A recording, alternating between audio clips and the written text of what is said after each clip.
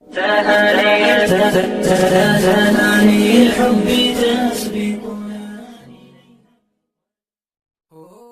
الله الرحمن الرحیم. حامد و مصلی. محترمینو، یو محترم ورور دا پوښتنه کړې ده چې دا ځینې کسان موږ له ګراکان راولي دوکان نه یو شی خرڅولو دپاره، نو بیا موږ ودې ته کمیشن ورکوو، دا خلکو ته څه پیسې ورکوو، د دې هم څه مزدوري کې ورکوو، نو دا ورکول جایز دي او که نه دي؟ محترمینو، تاسې پر دغه مسله ښه په غور سره واورئ، ځان په پوه کې او د خپل وس مطابق در هر مسلمانه پر ورسوي، ځکه دا مسله نن ډېره واقع کېدونکې ده، هر ځای عام سوې. په دې کې دوه صورته دي. یو صورت یې دا دی چې تا د اوله سره یو چا ته ویلي دي چې ته ولاړ شه مانه ګراکان پیدا که، زه تا ته خپل کمیشن مزدوري در کوم، دلالي در کوم. هغه ځي په ګراکانو ته ترغیب ورکوي، محنت کوي، خواري کاږي، کوشش کاږي، تا له ګراک راولي، نو بیا ته ورکولی شي چې هغه ته هغه خپل چې کوم تا د سره ټاکلی د هغه ورکړي. خو په دې کې به دوکه نه وي.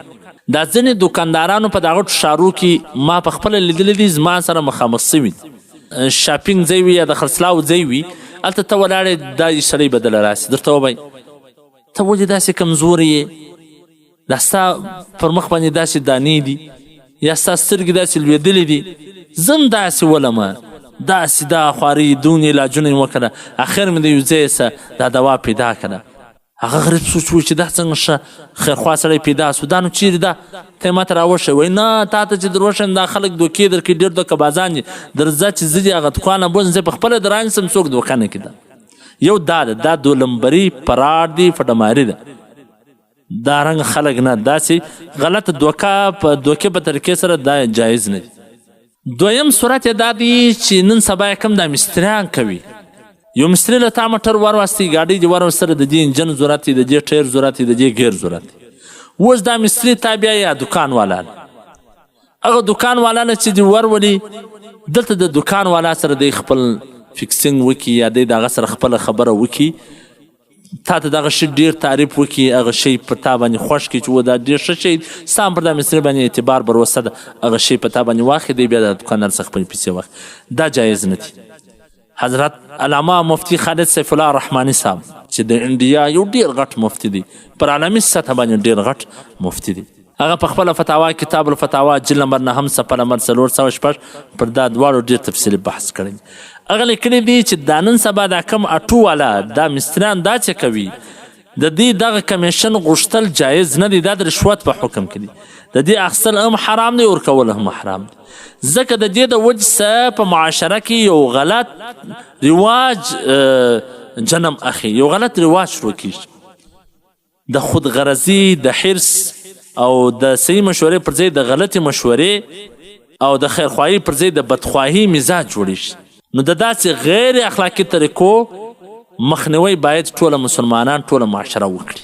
ګوره په دې کې خو ډریور دی، موټر یې ورواستي یا بل شی ورواستي، هر شی چې مثلا تاسې زه یو مثال په طور درته وایم، هلته هغه ته د دا شي دونه ضرورت هم نسته، اول څه وخت ګزاره کوي، خو دی ورته وایي چې نه د دې شي ضرورت دی، د دې شي ضرورت دی، هلته دی د هغه دوکاندار څخه بیا خپل کمیشن پکې اخلي.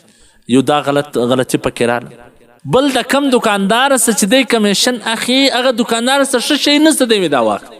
دا بدخواهي، د خیرخواهي پر ځای بدخواهي را، ځکه دا 2 هفتې کېږي چې دا خبره خپله زموږ یو خاص ملګری دی، زموږ سره ډېر تعلق ساتونکی دی، موټر یې مستري له وروستلی دی، د هغه د برکانو هغه لیدران یې که چېشت هغه ختم دي، نو هغه ورته ویلي دي چې دا به نه یې ولګوې او ټیک دې نه یې ور ولګو، نو ته په پوهېږه ورسه ښه شی د بازار سره هغه چې ولاړ د بازار سره ښه شی راوي. مثلا یوه هفته بعد برته د هغه ګژارې سونارې یې سولې، هغه مستري له د هغه ورور ورواستي، هغه ورته ویلي چې د دې خو دا لیدران ختم دي، هغه د ورور سره ټلیفون وکړي چې دا خو لیدران یې ختم دي، وایي هغه لیدران خو یوه هفته د مخه تا ور واچول، تا راوله، اول هغه ورته چې دا خو کمزوري ور اچولي، د هغه کمزوري څنګه دي، خو تا راو ول ما ته خو دوکه راکړې، اوس ګوره د دا وجه څخه داسې حرکت کول دا خلکو ته ورکول کمیشن هم ناجایز دي، دې دپاره اخیستل هم ناجایز دي.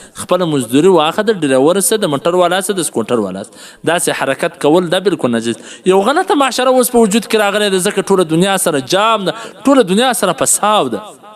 ماړم په نارو دي، مستران هم په نارو دي، ډریوران هم په نارو دي، ګرد د یو د بل سره په دوکه کې د یو غلطه معاشره په وجود کې راغلی ده. باید دا مخنیوی وسي. والسلام.